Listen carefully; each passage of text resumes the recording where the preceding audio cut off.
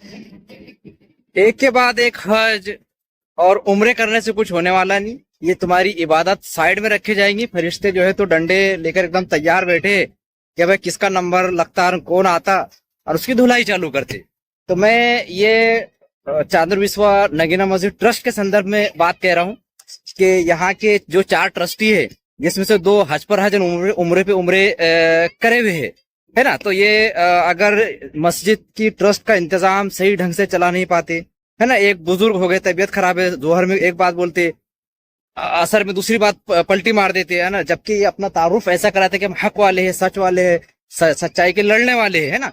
तो एक के बाद एक हज और उम्रे बहुत कर लिए। वहां पर जो है तो किताब हज उम्रे की नहीं खुलेंगी, वहां फरिश्ते डंडे लेके एकदम तैयार बैठे हुए हैं।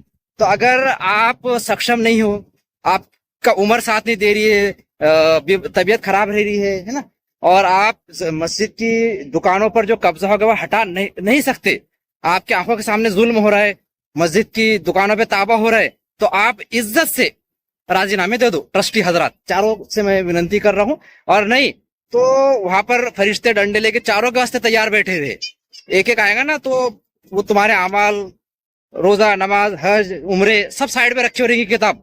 पहले ये हिसाब होगा कि मस्जिद की ट्रस्ट का जो मामला है, जो गड़बड़ी चल रही है ना, हटदर्मी चल रही है, दस्तखत नहीं दी जा रही है, फिर वो जो मैनेजमेंट का मामला है, फिर वो नौकर ट्रस्टियों के सर पर नाच रहा है, तो ये सब अगर आप सक्षम नहीं हो मैनेजमेंट संभालने के लिए, इंतजाम चलाने के लिए, तो ऐसी कुछ जबरदस्ती नहीं है ना। तुमको कुछ पगार मिल रही है ट्रस्टी को वहां से, क्यों जबरदस्ती फिर ट्रस्टी बनकर बैठे हुए?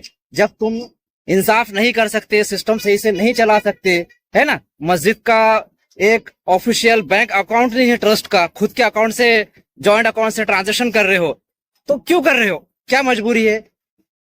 मीटिंग बुलाओ, एक प्रॉपर ट्रस्ट मेंबर चुनो, बनाओ और सिस्टम चलाओ।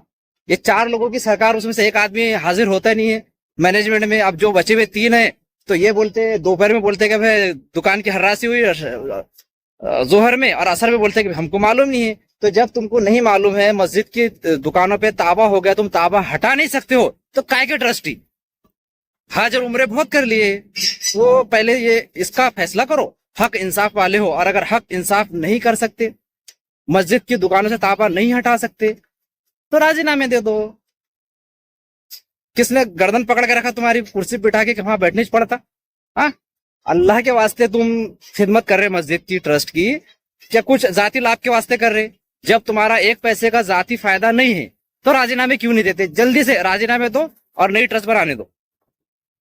साबिर बाबा की जो स्त्री की प्रेस की दुकान थी वो टूट गई थी, ट्रस्ट वालों ने बनाकर उनको नई दुकान नहीं दी, और उसकी दुकान पर जो है तो बगैर हर्रासी के दूसरे ने ताबा कर लिया। तो अब वो ताबा करने वाला ऐसा कहता है कि मस्जिद के ट्रस्टी अगर चाबी वापस मांगेंगे तो मैं देने को तैयार हूँ। वो वहीद खान कौन होता है पूछने वाला, चाबी वापस मांगने वाला?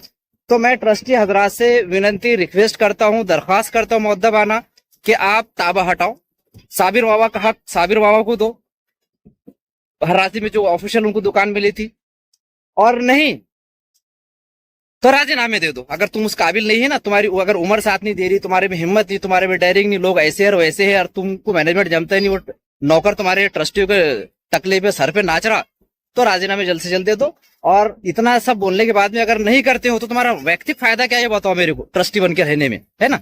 तो गांव के हवाले कर दो, गांव के लोग अपने में से चुनेंगे, चलाएंगे। और नहीं तो फरिश्ते है ना एकदम तेल लगा के डंडे लेकर बैठे हुए वहां पर। जय हिंद, जय संविधान, जय भारत।